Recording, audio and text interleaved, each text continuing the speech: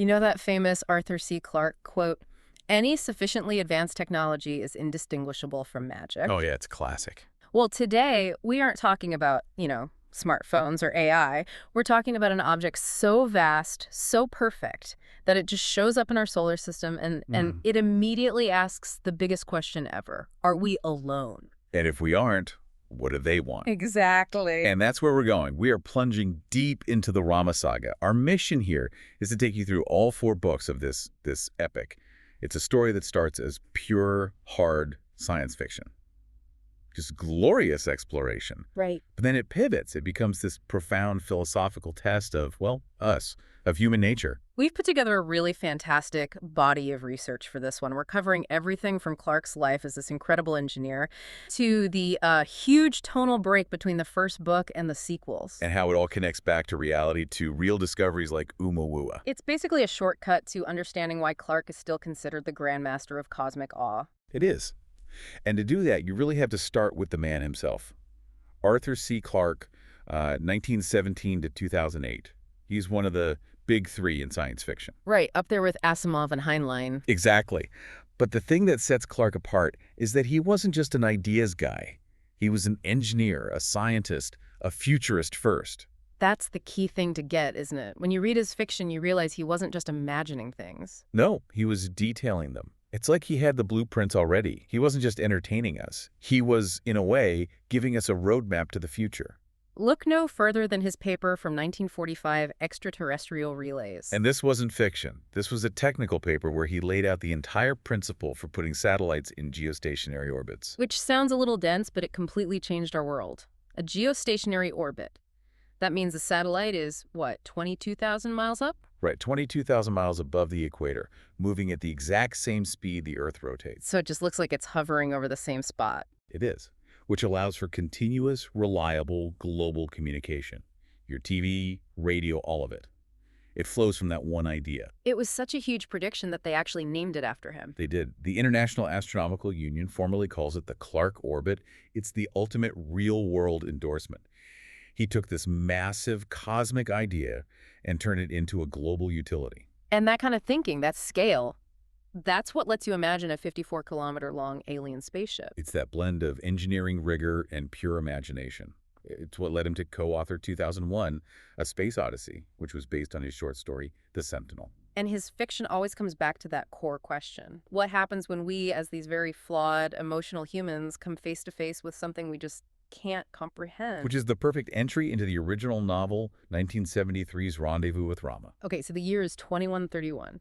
And humanity has this early warning system, which, funnily enough, was partly inspired by Clarke's own ideas. And it detects this colossal cylindrical object entering the solar system. And the key detail here is its trajectory, right? The hyperbolic part. Yes, that's the jargon. But what it means is simple. This thing is moving too fast and at the wrong angle to get caught by the sun's gravity. So it's a one-time visitor, in and out. It's not here to stay. It's on a schedule. They name it Rama, after the Hindu deity, because, as the book sort of dryly notes, they've run out of all the Greco-Roman names. And the scale is just mind-bending. 54 kilometers long, 20 kilometers in diameter. It's a perfect spinning cylinder.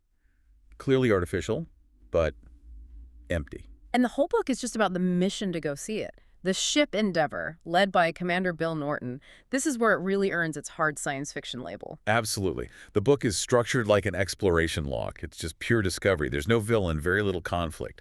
Critics at the time famously noted Clarke's, quote, benign indifference to the niceties of characterization. Okay, hold on, let's dig into that. If the characters are just, blank slates with flashlights, does the reader even care if they make it? Doesn't it feel a little cold? That's the whole philosophy of hard SF, and it's pure Clarke. The idea is the protagonist in this story, not the people. The characters are just our eyes and ears. So they're just observers. Professional observers. Okay. And their professionalism is what makes it all work. Any, personal drama would just get in the way of this sublime awe of what they're seeing. I can see that, especially when you think about what's inside. The rotation creates gravity, and the landscape is, wow. You've got this massive cylindrical sea, an entire ocean that literally melts as Rama gets closer to the sun. And cities, right. They name them London, Paris. Yeah, the crew gives them those names. They're exploring a completely sealed, perfectly functional alien world built for travel. And then they meet the Buyats, That was an amazing reveal. It's incredible. These creatures that are part biological, part robotic, they're just the maintenance crew designed by the Rumans. It's all an intellectual puzzle. But there is one little crack in that professional facade. One moment of human fear. Right. It's a very important bit of foreshadowing. The government on Mercury, basically out of paranoia, tries to destroy Rama with a nuke. Which is just insane. Thankfully, one of the crew members, Boris Rodrigo, manages to stop it. But it shows that even in this moment of pure discovery, our first instinct can be fear and aggression. But the ending, that's what makes a legend. Rama just powers up, uses the sun for energy, and leaves. Heads off to the large Magellanic Cloud. Gone. They never meet the Ramans. The only clue they get is this one final cryptic message. The Ramans do everything in threes. And that's it. Mystery, totally intact. Which is why it won every major award. Hugo, Nebula, Locus. It was, in its way, perfect. But perfection like that, with a mystery that big, people are going to want answers. And that's exactly why, years later, Clarke teamed up with the scientist and writer Gentry Lee for 3 sequels. Ross II, The Garden of Rama, and Rama Revealed. And this collaboration is, it's one of the most famous tonal shifts in all of science fiction. It really is. Lee was an engineer on the Galileo mission. He worked on Carl Sagan's Cosmos, so he had the science chops. He wrote the prose, and Clarke gave him the story outlines. But the feel is just completely different. The focus shifts from that hard science rigor to, well, character drama, politics, psychological backstories, human flaws. The change is stark.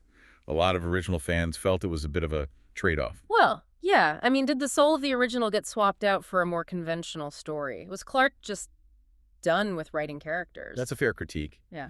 Our research suggests Clarke was always more interested in the colossal ideas than, the details of human motivation. Yeah. Lee was brilliant at injecting that kind of tension. So Rama II kicks off 70 years later. And it's a much more cynical Earth. The optimism from the first encounter faded. There was an economic collapse. So the new mission is a media circus. And we get characters like Nicole Desjardins, and suddenly the plot is driven by greed, jealousy, betrayal, things that are threatening the mission more than any alien. It's a huge juxtaposition. The first crew was all professionalism. This crew is, well, they're dysfunctional. But the real test, the big social experiment, that starts in the Garden of Rama. Okay, so this is where it gets generational. Nicole and some others are trapped on the second Rama. They're on a 12-year journey to the Raman node. But then humanity decides, hey, this is a great opportunity. For a social experiment. Right. They decide to colonize it. They send 2,000 people, scientists, sure, but also regular people, and a bunch of criminals. It's basically a lab experiment. Clarke and Lee are asking, if you give humanity a perfect, fresh start, a technological Eden, do we become better? And the answer they give is a huge, resounding no. The colony just falls apart. It degenerates into a violent dystopia almost immediately. You get gangs, dictatorships, cruelty towards the other alien species that are also on Rama, like the octopus spiders. It's a really bleak social critique. It shows our problems aren't about our environment. They're about us. We take our flaws with us wherever we go. Which leads right into the big finale, Rama revealed.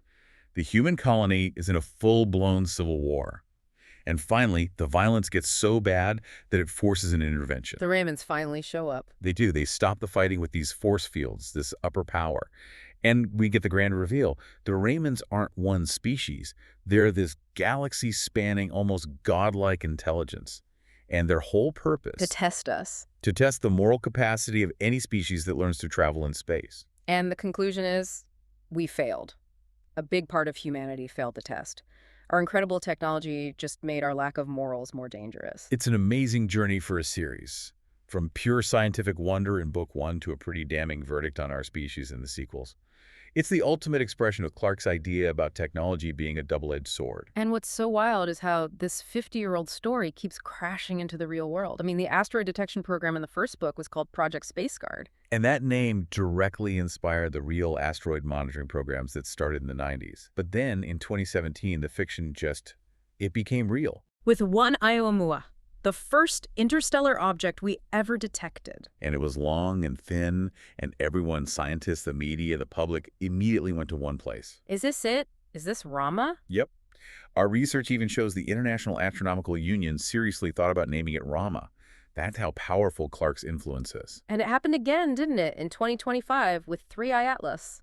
The third interstellar visitor. Now, scientists confirmed it was a natural comet, but it was on this extreme hyperbolic orbit, an eccentricity of 6.2. That's a technical number, but it just means it was moving incredibly fast. It was definitely from outside our solar system. So even though both turned out to be natural, Clarke's story became the default way we talk about any weird object passing through. He gave us the vocabulary for it. Speaking of vocabulary, it's pretty hard to make a movie where the main character is a giant cylinder and the humans are intentionally, a bit bland. Which is why the film has been in development hell forever. Morgan Freeman has been trying to get it made for years. And he always said the problem was finding a script that could balance the sheer awe of the first book with the kind of character story a movie needs. But there's hope. There is. The project is now with Denis Villeneuve. The director of Dune. As of early 2024, he's actually writing the script. Yeah. If anyone can capture that sense of scale, of awe, it's him. And it's interesting, before Villeneuve, the story was adapted into a couple of great computer games. A text adventure in '84 that Clarke worked on, and a big adventure game in '96 that Gentry Lee was involved with. The idea is just too good to leave alone. So when you pull it all together, the whole saga, it shows that our technological genius, the kind of thing Clarke himself embodied, it can be universe-changing. But the sequels give us that stark warning. That our own internal flaws, our social problems, could sabotage our entire future in space. It all comes back to that other great Clarke quote. As our own species is in the process of proving, one cannot have superior science and inferior morals. The combination is unstable and self-destroying. That's the test. The Romans came to see if we were ready for the galactic stage. And the book suggests that maybe we failed that first audition pretty badly. So the question for you listening right now is this. If that great cylindrical test ship showed up again today and the Ramans looked at our world, our conflicts, our AI breakthroughs, our climate stress, what score do you think we'd get on that cosmic morality test? It's a tough question, and it's what makes the Rama saga completely timeless. It reminds you that the biggest unknown isn't out there. It's in here, within us. Exactly. Something to mull over until our next deep dive. Thank you for joining us.